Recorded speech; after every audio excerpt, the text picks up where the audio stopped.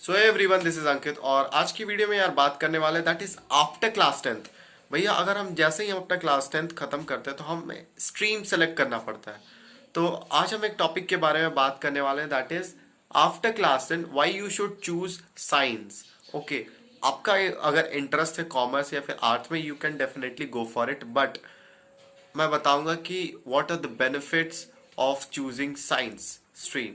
सो without any time delay हम लोग direct चलते कंप्यूटर स्क्रीन पे।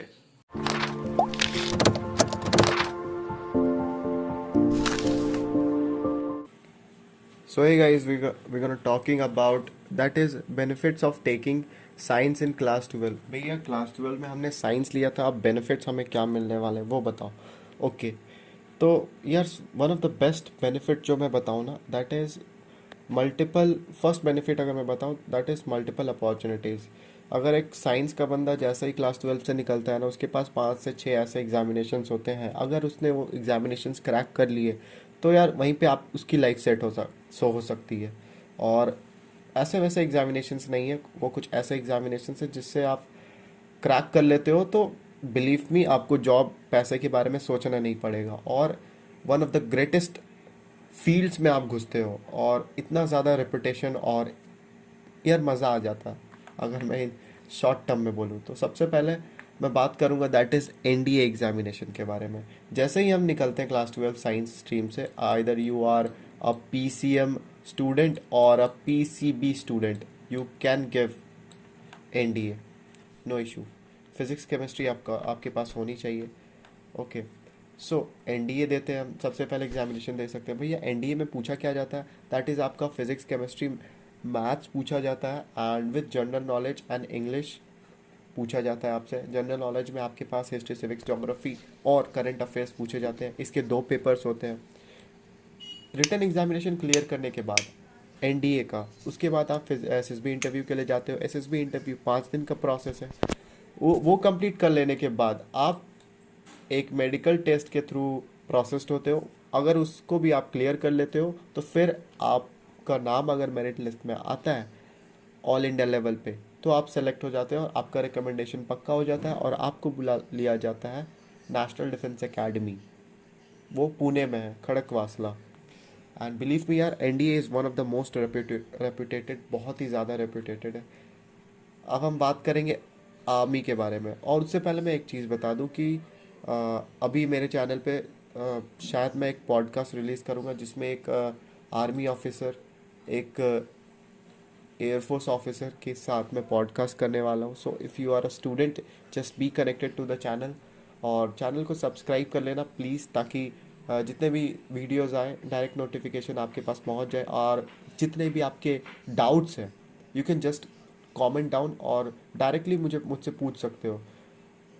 हम बात करेंगे भैया आर्मी में कैसे जाएं। तो अगर आप आर्मी में जाते हो ना, एनडीए में अगर आप रिक्रूट होते हो तो आप तीनों विंग के लिए जा सकते हो, चाहे एयरफोर्स के लिए, आर्मी के लिए या फिर नेवी के लिए, depending on your marks on the examination that you have brought. But in army you have a special entry that is known as TES. और इस एंट्री के बारे में बिलीव मी आपके साथ किसी ने बात नहीं किया होगा और आपको पता भी नहीं होगा इस एंट्री के बारे में। मुझे भी नहीं पता था। मुझे अपने क्लास 12 के बाद 6 महीने के बाद पता चला था कि ओके ये एंट्री भी कुछ होती है, और मेरा मिस हो गया था। अब हम बात करेंगे कि भैया ये क्या होता है। दैट इज़ ए टीईएस, एक टेक्निकल एंट्री होती है for Indian army. You can join Indian army through this entry. और इसमें भी सबसे अच्छी बात यह है कि आप एक ऑफिसर बनते हो। ओके, आप जाते हो कहाँ, OTA, that is officers training academy, one of the reputed army training institute. यहाँ पे आपको बहुत सारे चीज़ें पढ़ाई जाती हैं, यहाँ पे आपको प्रोसेस किया जाता है फॉर मिलिट्री। और इसके बाद आप जब ट्रेनिंग कर लेते हो तो आपको मिल जाता है एक अच्छी सी जॉब, वेल रेप्यूटेड जॉब। और हम जॉब नहीं बोलेंगे यार, बिकॉज जितने भी डिफेंस के जॉब है ना वो सारे it's not a job, it's a kind of, you can से इट्स एन इमोशन, राइट। क्योंकि यार हम ये प्रोफेशन इसलिए नहीं चूज़ करते, ओके हम as a monetary and perks and okay well settle job के लिए करते हैं, बट बहुत सारे लोग इसलिए डिफेंस में जाते हैं ना, बिकॉज यार वो एक फीलिंग जो होती है ना, मैं एक्सप्रेस नहीं कर पा रहा हूँ। दैट इज़ वो जो फीलिंग वो अभी एक्सप्रेस नहीं हो सकती, बट हमारे देश के प्रति जो फीलिंग है हम कोई एक्सप्रेस नहीं कर सकता। अब हम बात करेंगे, मैं बह जाऊंगा। हम बात करेंगे कि भैया इसमें जा कैसे सकते हैं। आपके पास इंडियन आर्मी की साइट पे आपके पास एक नोटिफिकेशन आता है। बेसिकली आपके जैसे ही आपके बोर्ड्स एग्जामिनेशंस हो जाते हैं, उसी के बाद 1 से 1.5 महीने के बाद ये नोटिफिकेशन आता है, और इसको आपको भरना है। मेन इसका बेनिफिट क्या है भैया, इसमें ना आप डायरेक्ट एसएसबी इंटरव्यू के लिए कॉल आउट होते हो। कैसे? आपको कोई रिटर्न एग्जामिनेशन देने की ज़रूरत नहीं है इसमें। अगर आपका परसेंटेज 87 से ऊपर है, 87 से ऊपर होना चाहिए, इट इज़ कंपलसरी। बिकॉज आज के टाइम पे 87% is okay, not good not bad, but अगर आप इससे ऊपर हो तो आप सेफ हो, क्योंकि आर्मी एक कट ऑफ निकालती है जो कि मोस्ट प्रोबेबली 87 से ऊपर होता है। वो 90 कभी कभार चले जाता है, कभी 91 और 87 86.5। तो अगर आप 90 ला रहे हो ना, तो आप बहुत ही ज़्यादा सेफ हो। तो प्लीज़ कोशिश करना सीबीएसई क्लास 12 बोर्ड्स में 90 लाने का। ओके, तो आप डायरेक्ट एसएसबी के लिए कॉल आउट हो जाते हो अगर आपका परसेंटेज इतना आता है तो। ओके, उसके बाद आप 5 दिन प्रोसेस में अगर आप सेलेक्ट हो जाते हो तो फिर आपको मेडिकल्स के लिए बुलाया जाता है। मेडिकल्स के बुलाने के बाद फिर आपका मेरिट लिस्ट में नाम आता है ऑल इंडिया रैंक पे। अगर उसमें भी आप सेलेक्ट हो जाते हो तो फिर आपको बुला लिया जाता है कहाँ, ओटीए पे, ऑफिसर्स ट्रेनिंग एकेडमी। और ट्रेनिंग करने के बाद you will become a officer, an army officer. और यार काफ़ी मज़ा आता है एनडीए। और आप सर्च करके देखना, एक चैनल है वीर डिस्कवरी कुछ समथिंग, और मज़ा आ जाता है। भैया मुझे नेवी में जाने का बहुत शौक है। नेवी में कैसे जा सकता हूँ? सो आपके पास 2 मेजर एग्जामिनेशंस होते हैं, दैट इज़ ए भैया। ए का मतलब आर्टिफिशियल अप्रेंटिस, और एसएसआर। भैया एसएसआर का मतलब सीनियर सेकेंडरी रिक्रूट। भैया इसका मतलब क्या, इसमें आप एक बनते हो सेलर। क्या? सेलर। और ये मत समझना यार कि मछली पकड़ना नहीं, कोई भी गवर्नमेंट जॉब मछली पकड़ना नहीं है। One of the most reputed job है, इसके लिए सब मरते हैं। और बहुत ही अच्छा जॉब है, इसमें आपको मछली नहीं पकड़ना पड़ता, आपको एक डेक ड्यूटी प्रोवाइड की जाती है।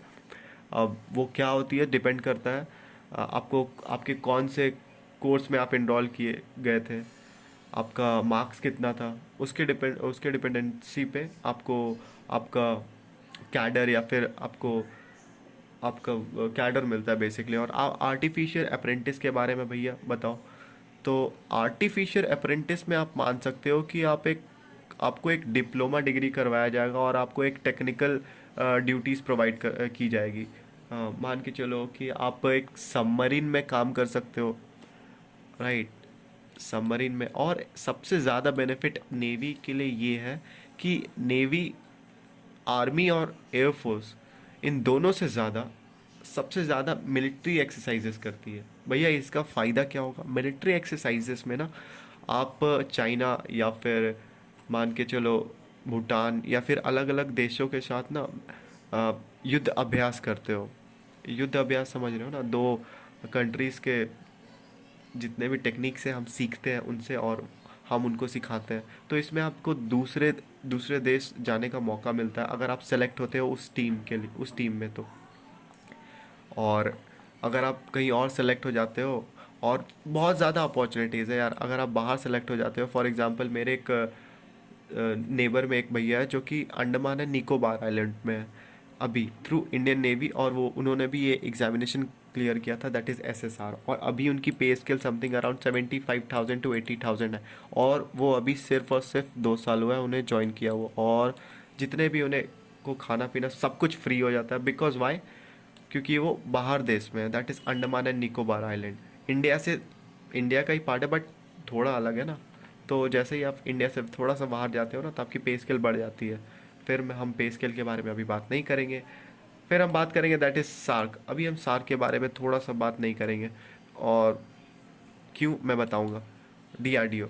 अब डीआरडीओ भैया, DRDO what is DRDO? That is defence research development organisation. जितने भी हमारे एयरफोर्स, नेवी और आर्मी के आपके जितने भी इक्विपमेंट्स है ना, जितने भी for example nuclear missiles, air to air missiles, air to ground missiles, जितने भी मिसाइल्स या फिर बॉम्ब्स या फिर जितने भी कुछ डिफेंस से रिलेटेड जितने भी चीज़ें हैं ना, वो डीआरडीओ बनाता है।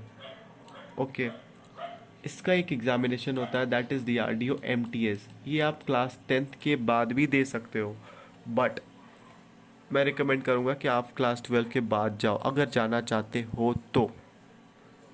ओके, अब बात करेंगे एसएससी। अब मैं रिकमेंड नहीं करूँगा कि आप एसएससी सीएचएसएल के लिए जाओ। भैया क्यों? ये एक अच्छी जॉब है बट मैं रिकमेंड नहीं करूँगा। Because why? क्योंकि यार एक ग्रोथ जो होता है ना, if you are preparing for JEE और something like, if you wanted to go IIT, so I will not recommend that go for SSC CHSL because there are more opportunities than this. Okay, तो मैं ये recommend नहीं करूँगा। हाँ, और मैं क्या रिकमेंड करूँगा अभी मैं बताता हूँ। फर्स्ट ऑफ ऑल हम बात कर लेते हैं अभी एयरफोर्स के बारे में फटाफट। तो भैया एयरफोर्स में जाने के लिए क्या रास्ता है? हम एनडीए के थ्रू एयरफोर्स में जा सकते हैं। ओके, और एक रास्ता है that is your X Y group. Air force academy जो है और एक एग्जामिनेशन कंडक्ट करवाता है for X group and for Y group. यहाँ पे आप पायलट नहीं बनते हो, let me tell you guys, यहाँ पे आप पायलट नहीं बनते हो। तो भैया क्या बनते हैं?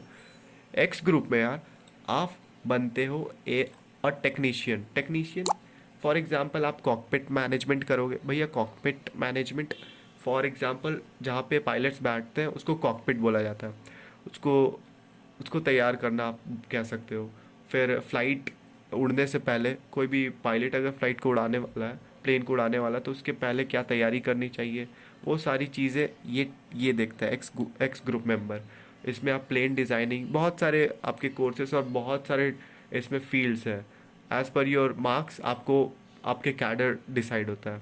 और वाई ग्रुप एक नॉन टेक्नीशियन ब्रांच है। भैया नॉन टेक्नीशियन ब्रांच, यहाँ पे आपको as a guard, as a yes you can say as a guard appoint किया जाता है। आपको कोई एक अलॉट कर दिया जाएगा, कोई भी एक कैडर, और आपको बोल दिया जाएगा कि ओके आपको इस कैडर की सिक्योरिटी पे ध्यान देना है। और दोनों ही जॉब अच्छी होती है, ऐसा नहीं है, बहुत ही अच्छी है। जितने भी आपके डिफेंस के जितने भी जॉब है ना, बिलीव मी बहुत अच्छे होते हैं, बहुत ही ज़्यादा। एंड स्पेशली अगर आप क्लास 12 के बाद जा रहे हो, और उसमें सबसे अच्छा तो यार मैं अगर प्रेफरेंस वाइज मैं कहूँ तो सबसे पहले एनडीए, उसके बाद ये आपका आर्मी टेस्ट, उसके बाद नेवी, और उसके बाद एयरफोर्स। अब हम थोड़ा सा बात कर लेते हैं भैया सार्क के बारे में। भैया सार्क क्या है? ये एक रेलवे का एग्जामिनेशन है जो कि आपका यूपीएससी कंडक्ट करवाता है। And let me tell you guys, इसे हल्का में मत लेना, बिल्कुल भी नहीं। बिकॉज इन जितने भी गवर्नमेंट एग्जामिनेशन हैं इनमें सक्सेस रेट जो है 0.04% है। Could you imagine? आईआईटी से भी कम, समझ रहे हो? और मैं अपनी एसएसबी इंटरव्यू थोड़ी सी आपको बताना चाहूँगा, बट इस वीडियो में नहीं क्योंकि लंबा हो जाएगा। मैं एक पॉइंट शेयर करूँगा कि जब मैं अपने एसएसबी इंटरव्यू में गया था तो वहाँ पे 2000 मेंबर्स आए थे, 2000 बच्चे। उसमें से सिर्फ और सिर्फ एक बच्चा सेलेक्ट हुआ था 5 दिन में। Could you imagine the amount of success rate? Okay, इस 2000 में था सिर्फ और सिर्फ एक बच्चा। ओके, सो इन एग्जामिनेशंस पे अगर आप ध्यान देते हो और आपका निकल जाता है तो बिलीव मी मज़ा आ जाएगा। अब हम बात करेंगे भैया क्लास 12 के बाद हमने ये सब एग्जामिनेशंस दे दिए, ओके और क्या फ़ायदा है? तो अब फ़ायदा दिखाता हूँ। वन ऑफ द मेजर फ़ायदा ये है ना, you can go for any of the multiple fields. भैया मल्टीपल फील्ड्स का मतलब हमें नहीं समझ आया। You can become CA, you can become fashion designer, you can go for BCA, you can go for BSc, you can go for any of the branches of commerce and arts। Arts के section में और commerce के section में जितने भी courses available हैं इस धरती पे, आप सब में इनरोल कर सकते हो। मीन्स आप आर्ट्स में भी घुस सकते हो, आप कॉमर्स फील्ड में भी घुस सकते हो, राइट। बट ये अपॉर्चुनिटी एक कॉमर्स स्टूडेंट के लिए नहीं है। एक कॉमर्स स्टूडेंट कोडिंग कर सकता है, yes he can do it, but यार वो एक टेक कंपनी में जाने के लिए उसको बहुत ही ज़्यादा परेशानी होगी और वो जा भी नहीं सकता और वो जाएगा भी नहीं। बट एक science student he can go for commerce, वो जाके सीए बन सकता है, वो सीएस बन सकता है, वो बीसीए कर सकता है, वो फैशन डिज़ाइनिंग कर सकता है, वो सब कुछ कर सकता है। तो ये सबसे मेजर आपके बेनिफिट्स थे। आप आफ्टर क्लास 12 अगर आप पीसीएम लेते हो, दैट इज़ साइंस, या फिर पीसीबी भी लेते हो, दोनों में से कोई भी, and if you are not going for JEE और NEET. So this was all about this video. अगर वीडियो अच्छा लगा हो तो यार एक चीज़ ज़रूर करना, कमेंट करना क्या पसंद आया वीडियो में और क्या चाहिए, और एक चीज़ शेयर ज़रूर करना अपने दोस्तों में, और subscribe the channel to get the latest notification, because बहुत सारे अभी पॉडकास्ट मैं अभी लाने वाला हूँ, एक एनडीए ऑफिसर के साथ, एक आर्मी ऑफिसर के साथ, और एक नहीं एयरफोर्स ऑफिसर के साथ। तो इसी के साथ so hey everyone, so this was all about कि क्लास 12 के बाद क्या क्या आपको बेनिफिट्स मिलती है अगर आप साइंस लेते हो तो। Now if you are interested in taking any field, either commerce या फिर आर्ट्स, तो definitely you should go for that.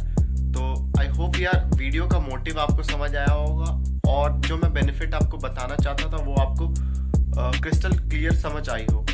सो मिलते हैं नेक्स्ट वीडियो में, और तब तक के लिए यार अपने दोस्तों को ज़रूर से ज़रूर शेयर करना। And till then see you, have a nice day.